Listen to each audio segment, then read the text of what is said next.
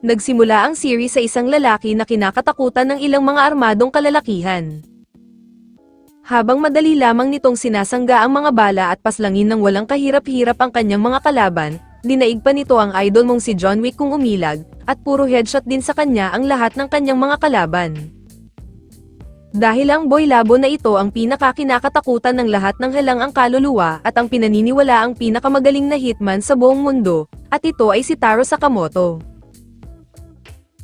Ngunit ang kanyang pagiging dominanteng hitman ay nagwakas nang tamaan siya sa tindera ng 7-Evelyn, nagpakasal at nagkaroon ng pamilya, at higit sa lahat ay naging kamukha ni Coach Anzai. Ngayon ay retired na si Sakamoto sa pagiging isang hitman at tindero na lamang ng kanilang sariling tindahan, habang kasama niyang namumuhay ang kanyang asawang si Aoi, at ang kanilang anak na si Hana. Isang araw habang isang nagngangalang Shin ang naghahanap sa bida, may isa namang bata ang naglalaro sa loob ng kanilang tindahan. Ngunit nang pupulutin na nito ang kanyang laruan ay nahulog ang tinta mula sa bag nito, at nabuhos sa pantalon ng isang pumasok na customer. Subalit bago pa man saktan ng lalaki ang bata ay pinigilan na ito ni Sakamoto, habang hinayaan niya na lamang itong umalis ngunit iniisip na dapat tatarakan niya ito ng lapis. Bigla naman nagsalita ang nakapasok na pala na si Shin, na sinasabing nabasa niya sa isip ng bida ang dapat sana nitong gagawin sa lalaki, habang nagpakilala itong isang psychic. Ngunit nang mabasa niya sa isipan ng bida na sasapakin siya nito, ay agad niyang pinaalala rito na dati silang Dolphy at Babalo. Habang nakaupo sa labas ng tindahan, hinihimok ni Shin si Sakamoto na bumalik ito sa pagiging hitman, dahil sayang naman daw ang talento nito kung magiging tindero lamang ang bida. Ngunit nang tumanggi ang bida at kumain na lamang ng kanyang paboritong cup noodles, naiinis rito si Shin at naisip na siya ay mag-yosi na lamang. Subalit mabilis na pinutol ng bida ang yosi at ikinamangha naman ito ni Shin sa bilis, habang itinuro ang signboard na bawal manigarilyo sa lugar. Isang manong naman ang dumating upang humingi ng tulong kay Sakamoto, kung saan nagpapatulong ito sa kanya na bawasan ang mga sanga ng puno dahil hindi niya daw maabot ang itaas. Pagkatapos nito ay dalawang bata naman ang tinulungan ng bida at hinati niya ang bola upang makapaglaro ang dalawa, habang tinulungan din niya ang isang momshi na pakainin ang anak nito ng gulay.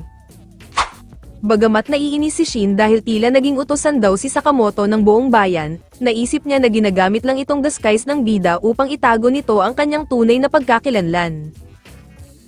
Dahil bigo si Shin sa kanyang misyon, bumalik na lamang siya sa kanyang sasakyan ngunit naiisip niya na ang astig pa rin ni Sakamoto kahit banjing na ito, habang kinikilig-kilig pa ang bruha. Bigla namang nakatanggap ng tawag si Shin mula sa kanyang boss na kamukha ni John Wick, kung saan natuklasan nitong bigo si Shin na kumbinsihin ang bida na maging hitman muli. Pinaalala ng kanilang boss na kung sino man ang umalis sa kanilang organisasyon ay malaking paglabag sa kanilang patakaran, kaya't sinabi nito sa kanya na kung hindi niya papatayin si Sakamoto ay ito ang magpapadala ng mga hitman upang gawin ito. Kaya nang makabalik si Shin sa kanyang apartment, naiisip niya ang mga panahong magkasama pa sila ng kanyang idol sa mga misyon. At kung hindi rin naman maiiwasan ang pagkamatay ni Sakamoto, ay mas mabuting siya na lang ang kikitil sa buhay ng kanyang kaduo. Kaya nang bumalik si Shin kinabukasan at hindi pinansin ng mag-anak ng bida, naghahanda na pala ito upang tapusin na ang palabas. Nang pumasok na si Shin sa loob ng tindahan, makikitang ngumunguya ng candy si Sakamoto habang nagbabasa ng dyaryo. Agad na nagpaputok si Shin ngunit mabilis na dinura ni Sakamoto ang candy, dahilan upang mabangga nito ang bala at magawang mailihis. Agad siyang nilinlang ng bida upang ito ay mabilis na makapagtago, habang sa likod naman ng mga istante ay pinatamaan siya nito ng mga candy, at pagkatapos ay inikutan siya nito upang bigyan ng isang napakalakas na sipa. Habang napagtanto niya na ito pa rin ang dating Sakamoto na kanyang nakilala, siya ay tuluyan ng nawalan ng malay.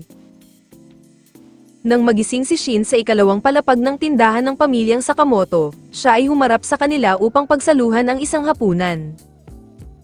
Noong una ay iniisip niya na baka may lason ang mga pagkain, ngunit nang tikman niya ito, ay talagang napaluha siya sa sarap. Doon na niya napagtanto kung bakit hindi na muling bumalik pa si Sakamoto sa dati nitong gawain, kung saan nauunawaan na niya kung ano ang pinahahalagahan nito.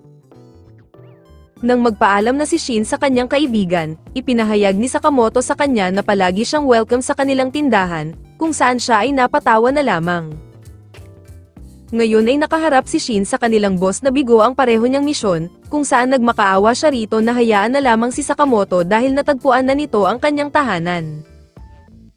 Dagdag pa ni Shin na iaalay niya ang kanyang sariling buhay kapalit ng kalayaan ni Sakamoto. Bagamat pumayag naman ang boss sa kanyang ibinigay na kasunduan, nabasa niya mula sa isip nito na hindi ito tutupad sa kanyang pangako. Kaya agad niyang tinutukan ang mga ito at doon na nagsimula ang kanilang putukan.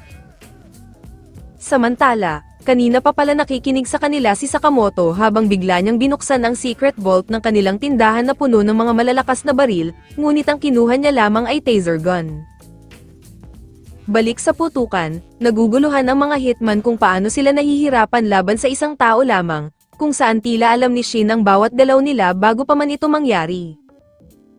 Sinabi ng kanilang boss na nakalimutan nitong sabihin sa kanila na nakakabasa ng isipan ang kanilang kalaban, habang si Shin naman ay paubos na ang kanyang bala hindi tulad ni Cardo Dalisay.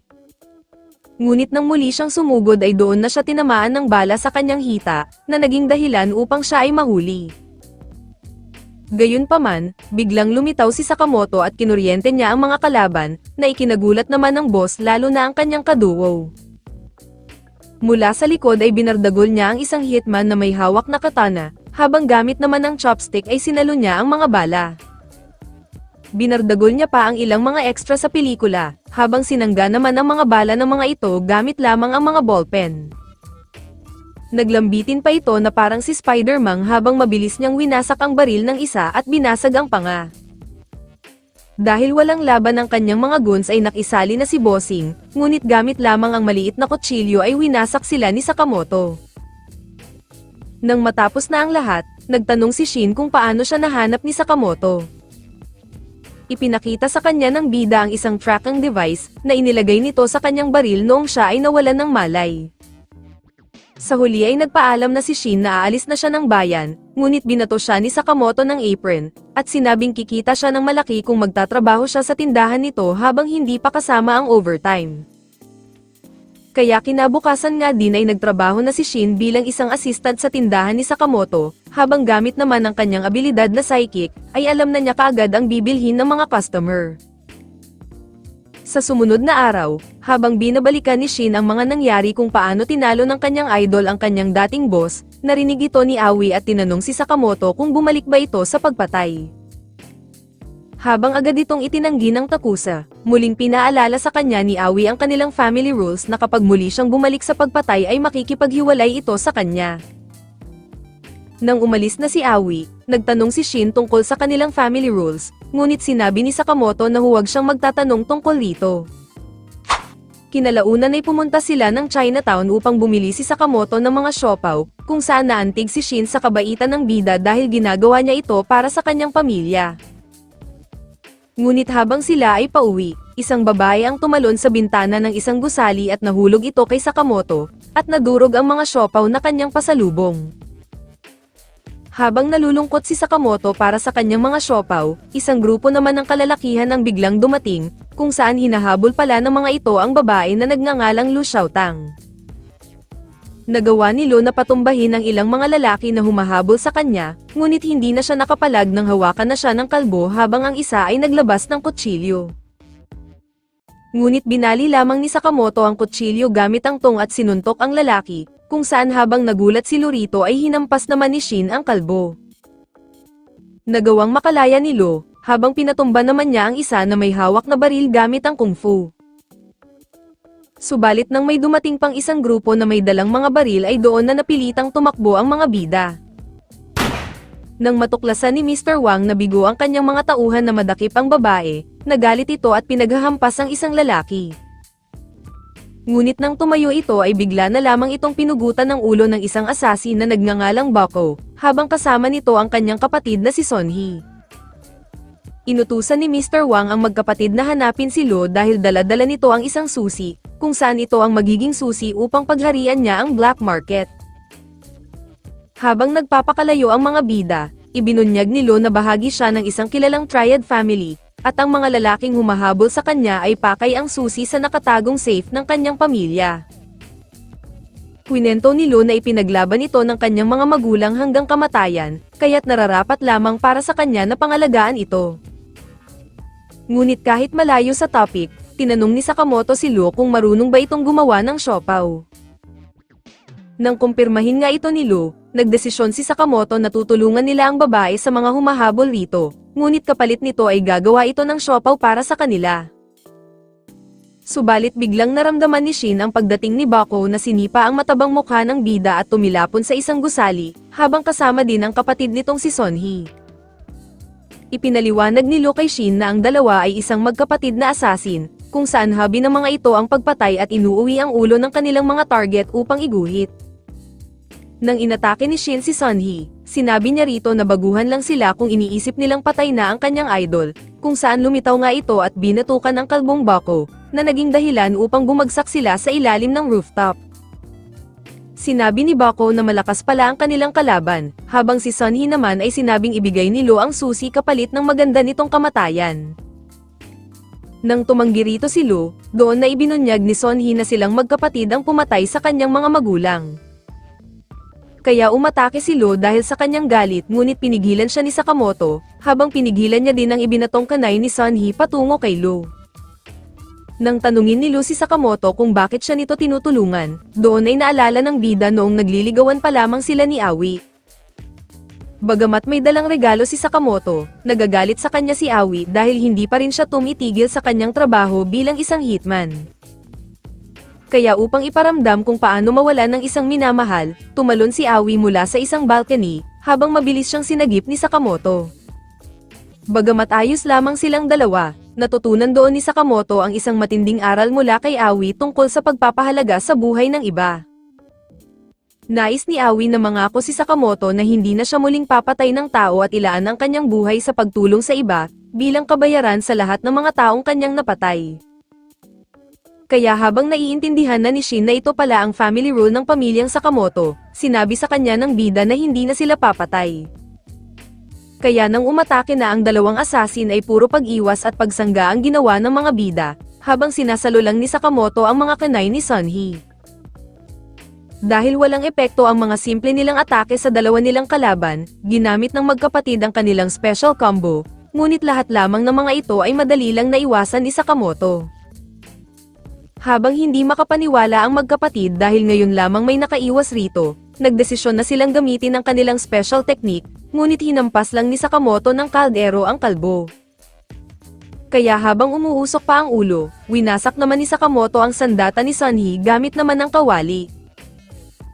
Dahil desperado na, inatake na ni Sonhee si Lo ngunit hinatak siya ni Shin gamit ang lubid, habang binagsakan siya ni Sakamoto ng refrigerator.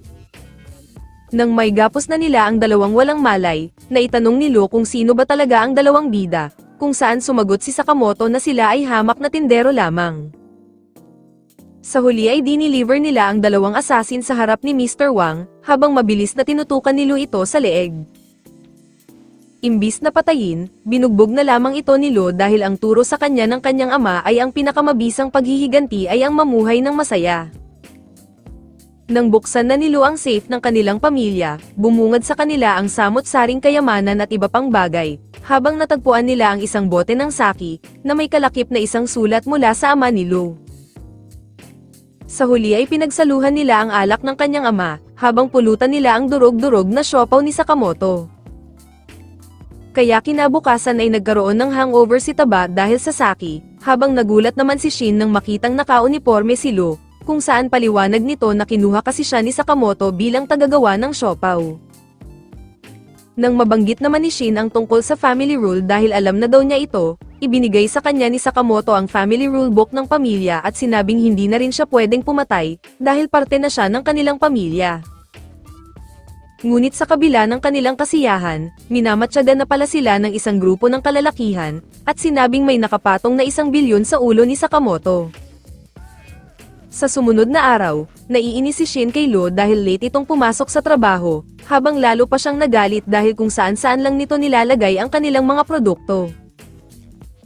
Hiniling ni Shin kay Sakamoto na tanggalin na lamang si Lo, ngunit tumanggi rito ang bida at sinabing kailangan nilang magkasundo, dahil marami pa silang trabaho.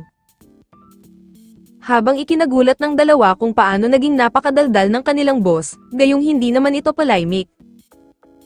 Ngunit lalo nilang ikinagulat nang biglang dumating pa ang isa pang Sakamoto, kung saan ang isa ay kumuha ng dyaryo habang ang isa naman ay nagtangkang saksakin ito, at mabilis silang nagkatutukan ng kani-kanilang sandata. Dahil talo ang isa, nagbago ang hitsura ng peking Sakamoto at sinabing wala pa ring pinagbago ang bida. Nang tawanan nito ang dalawa ay binatukan nila ito, habang nagpakilala ang lalaki bilang Nagumo, at sinabing 18 lamang siya at matagal ng kaibigan ni Sakamoto. Ngunit nang ibisto ni Sakamoto na 27 na ang loko dahil sabay sila nitong naging hitman, lalo pa itong pinagbubugbog ng dalawa. Ibinunyag ni Nagumo na mayroong patong na 1 bilyon sa ulo ni Sakamoto, kung saan ito ay totoong balita dahil nagkaroon ng isang pagpupulong ang grupo ng mga asasin noong nakaraang araw.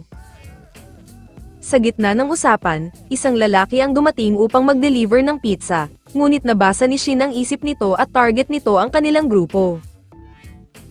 Isa palang asasin ang lalaki at agad niyang tinutukan si Nagumo, habang binalaan si Sakamoto na sumuko kundi papatayin niya ito. Ngunit biglang lumitaw si Nagumo sa likod nito at sinakal hanggang mawalan ng malay. Sinabi ni Nagumo na talaga bang ipaglalaban ni Sakamoto ang kanyang no-kill policy, lalo na't malalakas na asasin na ang papunta sa kanya. Dagdag pa nito na hindi rin siya sasali sa pagtugis sa bida, habang wala rin siyang ideya kung anong grupo ang nasa likod nito. Sa huli ay nagpaalam na si Nagumo at dala ang lalaking hitman. Sa ibang lugar, nag-uusap naman ng grupong nasa likod ng assassination sa bida, kung saan sinabi nilang mas delikado pa si Nagumo kaysa kay Sakamoto. Habang nagbabala ang isa na hindi dapat nila maliitin si Sakamoto dahil dati itong miyembro ng order, hindi naman naniniwala ang isa dahil isang alamat lang daw ang grupo na ito. Ngunit ang hindi nila alam ay napansin ni Sakamoto ang kanilang nakatagong kamera, kung saan ito ay labis nilang ikinagulat. Binalaan sila ni Sakamoto na itigil na ang kanilang pagmamasid, kung hindi ay ibibigay niya ang impyerno sa kanila. Habang nagpaplano ang dalawa na mas maiging manatili muna sila sa bahay, biglang dumating ang mag-ina ni Sakamoto at tinatanong kung ready na ba siya para bukas. Kaya nang maalala niya na nangako pala siya kay Hana na dadalhin niya pala ito sa isang amusement park, doon ay nasira ang kanilang planong magpakalaw profile. Kahit walang ideya ang kanyang mag-ina sa panganib na posibleng nag-aabang sa kanila, pinagplanuhan naman na ito ng mga bida, kung saan si Shin at Lu ang bahala upang siguraduhin na magkakaroon ng isang masayang araw ang pamilya ng kanilang boss. Habang sinabi ni Shin na para siyang isang radyo na kayang makasagap ng isipan ng mga tao sa loob ng 30 metrong distansya, bigla niyang naramdaman ang presensya ng isang asasin, kung saan agad niyang sinabihan si Sakamoto. Kaya nang salubungin ito ni Sakamoto ay agad niyang tinarakan ito ng ballpen sa dibdib, habang mabilis naman itong nilinis ng dalawa at itinago sa isang liblib na lugar. Habang napansin ng dalawa na hindi ito pinatay ng kanilang boss, may isa pang asasin ang nagmamasid sa kanila, kung saan mayroon din itong impormasyon tungkol kay Shin at sa kakayahan nitong makabasa ng isip. Kaya nang subukan niyang itago ang kanyang intensyong pumatay, nagagawa niyang makalapit kay Shin nang hindi nito nalalaman na siya ay isang asasin. Nang sumakay sila sa isang roller coaster na kasama si Sakamoto na naipit ang taba, kasama din nilang sumakay roon ng asasin, ngunit napansin ni Lo na tila kahina-hinala ang kanyang presensya. Agad na pagtanto ni Shin na sila ay nasa panganib, kaya agad niyang sinabihan si Sakamoto tungkol rito. Kaya kasabay ng pagbagsak nila ay sinubukan na ng lalaki na barilin si Sakamoto, ngunit bulletproof pala ang eyeglasses nito. Si Shin naman ay nagawang makaalis sa kanyang kinauupuan upang tumalon, kung saan eksakto siyang lumapag sa upuan ng lalaki at pinakawalan ito, dahilan para mahulog silang dalawa sa riles. Hinamon ni Shin ang lalaki na nagngangalang Tatsu sa isang laban, ngunit napansin niyang hindi niya magawang basahin ang isip nito. Kaya nang iwasan nilang pareho ang roller coaster, sumabay ng bato si Tatsu ng mga kanay patungo kay Shin, kung saan napagtanto ni Shin na may lason pala ang mga ito. Sinabi ni Tatsu kay Shin na pareho silang natatakot ni Sakamoto sa kamatayan, dahil kapag ang isang tao ay hindi handang harapin ang kamatayan ay masyadong nakafocus upang magtago. Sumagot si Shin na totoong natatakot si Sakamoto sa kamatayan, subalit hindi ito dahil sa kanyang mga kalaban, kundi mayroon itong minamahal na pamilya na kailangan protektahan. Nang muling bumalik ang roller coaster, sinadya ni Shin na umangkas rito upang mahablat niya si Tatsu sa ere, habang doon na sila muling naglaban. Habang nag-iisip si Shin kung paano ito tatalunin, bigla niyang narinig si Hana, kung saan sa tamang tiyempo ay tinulak niya si Tatsu sa labas ng tren, habang nahulog silang dalawa kung saan ginaganap ang isang stage play. Doon ay mabilis na nagbihis si Shin gamit ang isang mascot, kung saan agad niyang sinuntok si Tatsu. Habang akala ng mga manunood ay parte pa rin ito ng palabas, makikitang naroon din ang pamilya ni Sakamoto na masayang nanunood. Nang muling maglaban ang dalawa, nagtataka si Tatsu kung paanong nagagawa pang makalaban ni Shin gayong nanlalabo na ang mga mata nito dahil sa lason, ngunit ang hindi niya alam, ay tinutulungan ito ni Sakamoto sa pamamagitan ng pagsasabi sa isip kung ano ang dapat nitong gawin. Kaya nang mapansin ni Tatsu na nakapikit pala si Shin, inutusan na ito ni Sakamoto na tapusin na ang laban, kung saan doon ay nagpakawala si Shin ng isang malakas na sipa sa assassin na nawalan ng malay. Sa huli ay natuwa ang mga manunood dahil sa tagumpay ng kanilang paboritong mascot. Matapos gamutin ni Lo ng eye drop antidote si Shin na galing kay Tatsu, tinanong nila ito kung anong grupo ang nag-utos rito. Ngunit nang ayaw nitong sabihin, tinusok ito ni Lo gamit ang kanay nitong may lason, habang nagbanta na itatapon niya ang antidote kung hindi ito magsasalita. Kaya napaamin nito na binayaran siya ng isang ahensya ng mga assassin na nagngangalang Dandenkai Group, kung saan isa lamang siyang part-time roon at walang balak ibigay ang kanyang katapatan sa kanila. Natuklasan din nila na si Tatsu ay miyembro din ng Japanese Association of Assassins, na ayon kay Shin na isa itong propesyonal na organisasyon ng mga hitman, kung saan siya at si Sakamoto ay dating miyembro nito. Tinanong naman ni Tatsu si Sakamoto kung totoo bang isa siyang dating miyembro ng order, ngunit hindi ito nasagot ng bida dahil biglang dumating ang mag-ina nito. Habang hindi naman pinansin nila Aoi ang nakataling Tatsu dahil sa paliwanag ni Shin na isa itong artistang nagpa-practice ng kanyang act, iniwan na nila ito habang natuklasan niya na wala siyang balak patayin ng mga bida, dahil narito ang mga ito upang mag-enjoy. Bumalik pa si Hana upang bigyan ng band-aid si Tatsu, ngunit habang papalayo ang mga bida ay may nakatago palang kanay ang lalaki, at nagdesisyon na lamang na umuwi. Habang siya ay naghuhugas ng kamay, doon ay nakita niya ang isang lalaki habang mabilis naman siyang pinabagsak ng isang manyak na babae. Ngunit sinigawan ito ng lalaki dahil ito daw ay nakabakaka, at sinabing huwag kalimutan na siya ay isang babaeng kagalang-galang. Habang lumalabas na kasamahan pala ang mga ito ni Tatsu, sinabi ng mga ito na naroon sila upang tapusin ang kanyang trabaho, habang naalala pa ng lalaki noong bigyan siya ni Sakamoto ng peklat. Iniisip ni Tatsu na walang laban rito sina Sakamoto, dahil ang tandem ni Boiled at Obiguro, ang pinaka-brutal na power duo ng Dandenkai. Samantala, habang pinag-uusapan naman ng mga bida na dahil masyadong delikado ang sitwasyon ay mas mabuting umuwi na lamang sila. Ngunit nang biglang dumating si Aoi at nag-iisip na tila may tinatago sila sa kanya, agad na gumawa ang tatlo ng kani-kanilang alibay. Buti na lamang ay naniwala sa kanila si Aoi, kaya't nagpatuloy sila sa pagsakay sa iba't ibang rides buong maghapon. Ngunit bago sila umuwi ay nais muna ni Aoi na dumaan muna sila sa isang haunted hospital, kung saan doon ay uminom muna si Lo ng kanyang anti-anxiety meds upang pakalmahin ang sarili. Subalit ang hindi nila alam ay palihim pala silang minamanmanan ng dalawang assassin, at naghihintay ng tamang pagkakataon upang umatake. Habang nasisiyahan ang mag-ina dahil sa mga nakakatakot na bagay sa paligid, isang assassin ang sumubok na umatake sa kanila ngunit mabilis itong niligpit ni Sakamoto, kung saan inakala tuloy ni Hana na isa iyong nanigas na zombie.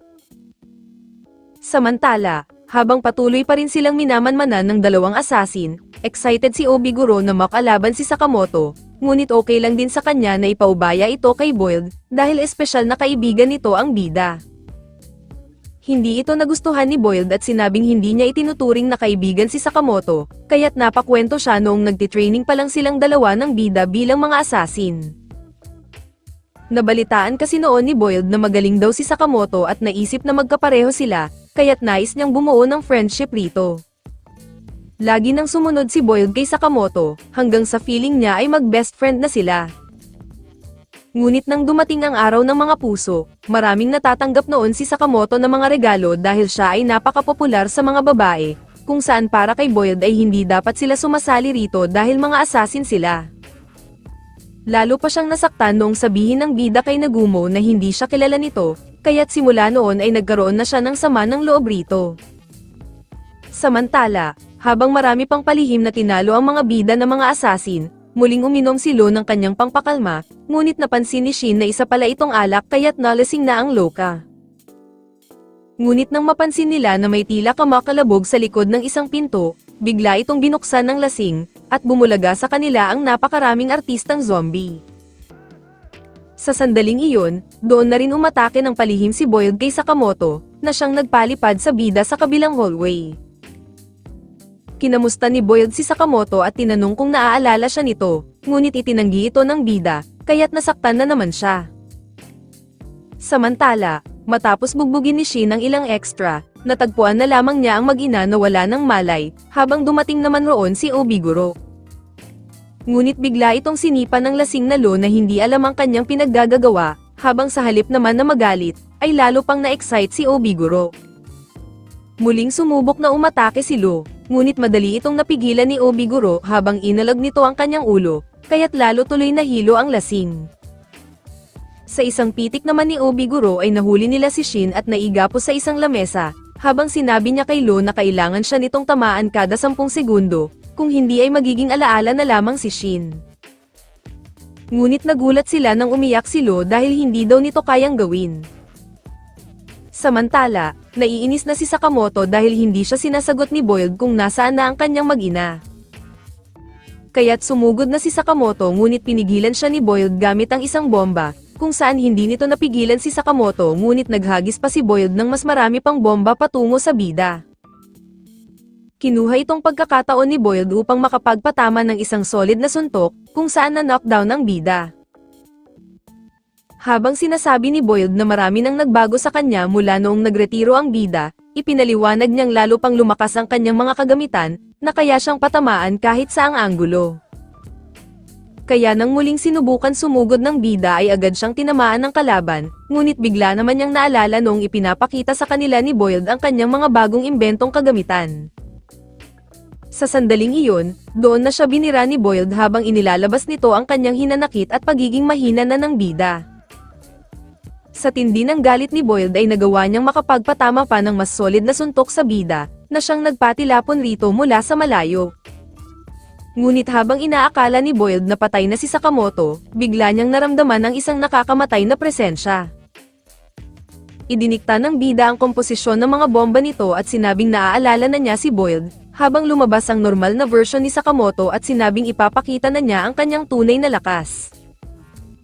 Samantala, nang subukan lumaban ni Lo kay Obiguro ay nagawa niyang tamaan ito ng kanyang buhok, kaya't muling inulit ang oras na nangangahulugang hindi pa oras mamatay ni Shin.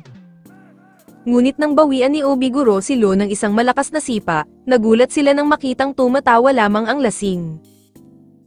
Nang muling uminom ng alak si Lo, hindi na magawa pang makatama sa kanya ni Obiguro, habang nagawa pa niyang halikan ito sa braso, kaya't muli na namang inulit ang oras. Tinanong ni Obiguro si Lo kung kaya ba nitong umatake nang may intensyong pumatay, ngunit sumagot si Lo na hindi siya pumapatay dahil iyon ang patakaran ng kanilang pamilya, ang pamilyang Sakamoto. Ngunit nang tawagin itong tanga ni Obiguro dahil 3 lang talaga ang miyembro ng pamilyang Sakamoto, nagalit rito si Lo, subalit bago pa man tumama ang suntok niya sa mukha ng babae ay bigla siyang huminto dahil nahimasmasan. Habang nagtataka si Lo kung sino ang babaeng ito at kung bakit nakagapos si Shin, si Obiguro naman ay biglang tila nagagalit.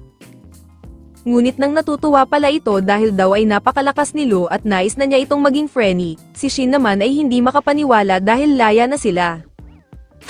Balik sa totoong laban, sinabi ni Boyd na kahit ano pang gawing transformation ng bida ay hindi ito mananalo, habang kailangan itong bilisan dahil nasa panganib ang kanyang pamilya. Kaya hindi niya napansin ang isang mabilis na sapak ni Sakamoto, kung saan sila ay napunta sa labas ng gusali at doon siya pinagbibira ng bida. Sinubukan na niyang gamitin ang kanyang rocket punch ngunit walang talab ito sa malakas na suntok ng bida, habang binigyan naman siya nito ng mga combo ni Manny Pacquiao. Naisip pa niyang gumanti ng mga bomba, ngunit sa pagkakataong ito ay sinalo lang ito ni Sakamoto at pinasabog naman sa pagmumukha niya. Sinabi ni Sakamoto na ginagamit din niya noon ang kanyang lakas upang manakit ng iba, ngunit ngayon ay ginagamit na niya ito upang protektahan ang mga mahal niya sa buhay, at doon siya humuhugot ng lakas. Kaya nang muli siyang sumugod kay Boyd, tumilapon sila sa isang Ferris wheel cart, at doon ay inamin ni Boyd na si Sakamoto nga ang tunay na ehemplo ng pagiging isang malakas. Nang magising si Aoi, nagtataka siya kung paano sila napunta rito sa labas, habang agad namang tumayo si Shin upang hanapin si Sakamoto.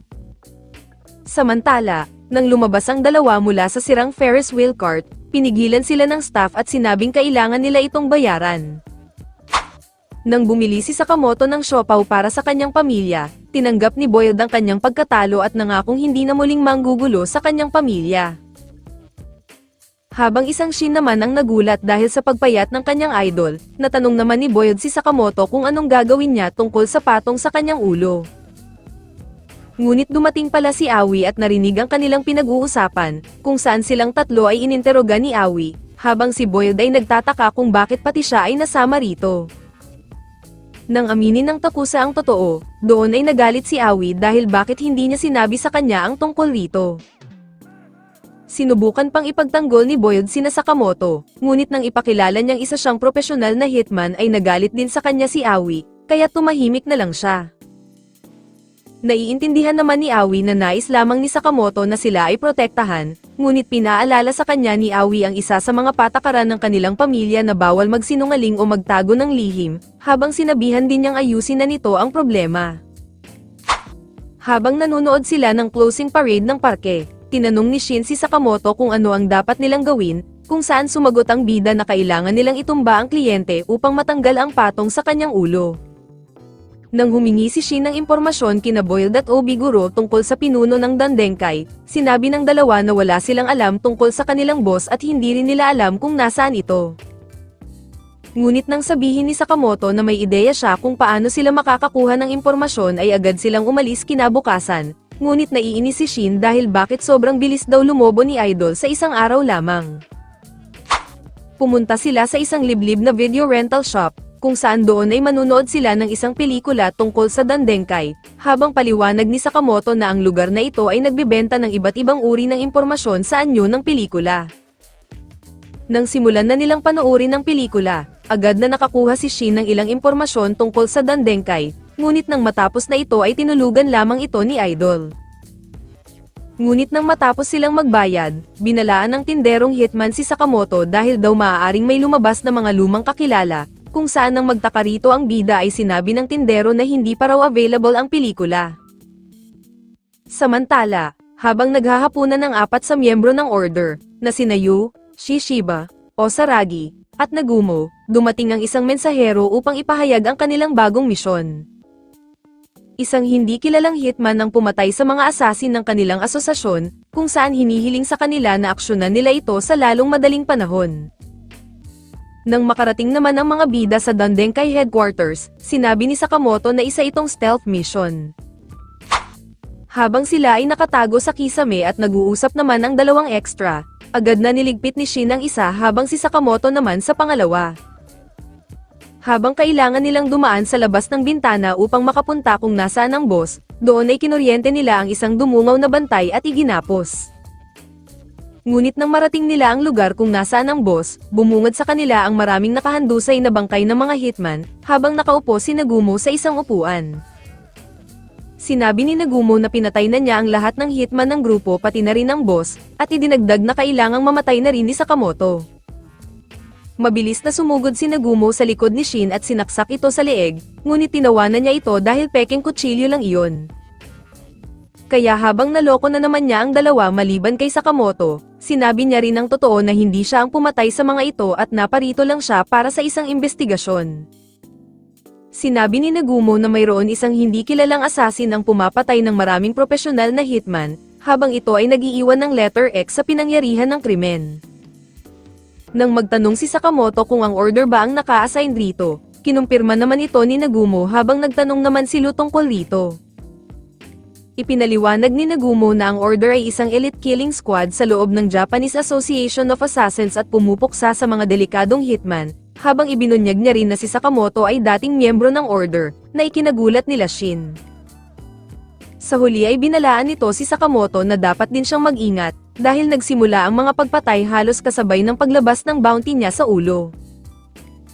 Kaya habang sila ay kasalukuyang nag-uusap, makikita naman ang isang lalaki na may hawak ng isang librong pambata malapit sa maraming nagkalat na bangkay sa sahig, habang gumuguhit ng malaking X sa pader. Dahil naman sa malaking bounty sa ulo ni Sakamoto ay mas marami pang mga hitman ang nais umatake sa kanila, ngunit ayos lamang iyon kay Aoi dahil marami daw silang naibebentang mga band-aid. Dahil naman matagal na tengga si Sakamoto sa pagiging assassin ay naalala niya ang sinabi ni Nagumo na kailangan niyang maghanda sa malalakas na kalaban, kaya't sinimulan niya ang pagbibisikleta upang tunawin ang taba, habang sina Shin at Lumuna ang bahala sa tindahan, pati na sa mga dumarating na hitman. At dito muna nagtatapos ang ating recap, like and share naman dyan, maraming salamat sa palaging panonood.